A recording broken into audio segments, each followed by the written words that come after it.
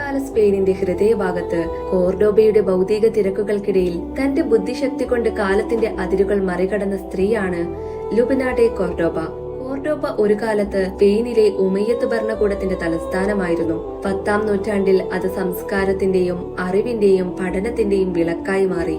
സ്പെയിനിൽ നിന്നുള്ള അടിമയായിരുന്നു ലുബിന. പണ്ഡിതന്മാരിൽ പ്രബലമായ ഗണിതശാസ്ത്രജ്ഞയും കവിയും സ്വന്തമായി രാജകീയ ലൈബ്രറി ഉള്ളവളുമായി അറിയപ്പെട്ടു. ഉമയ്യത്ത് ഭരണകാലത്ത് കോർഡോബയിലെ ഒരു പ്രധാന വ്യക്തിയായി അവർ മാറി. ഖിലാഫത്തിന്റെ മഹത്തായ ജ്ഞാനത്തിൽ വിശ്വസ്തയായിരുന്നു അവർ. പാണ്ഡിത്യ ചുമതലകൾക്കുമപ്പുറം വ്യാപിച്ചു കിടക്കുന്നതായിരുന്നു ലുബിനയുടെ സാന്നിധ്യം. അബ്ദുറഹ്മാൻ മൂന്നാമന്റെയും അൽ ഹക്കം ബിൻ അബ്ദുറഹ്മാന്റെയും കൊട്ടാരം സെക്രട്ടറിയായി അവരെ നിയമിച്ചു. 5 ലക്ഷത്തിലധികം പുസ്തകങ്ങളുടെ ശേഖരണമുള്ള ഒരു ലൈബ്രറിയെ മുന്നിൽ നിന്ന് നയിച്ചത് അവർ ആയിരുന്നു. അറിവിന്റെയും സിദ്ധാന്തങ്ങളുടെയും കാവൽക്കാരിയും കവയത്രിയും മാത്രമായിരുന്നില്ല അവർ, മനുഷ്യാനുഭവത്തിന്റെ ആയങ്ങളെ പ്രതിധ്വനിപ്പിച്ചവർ കൂടിയായിരുന്നു.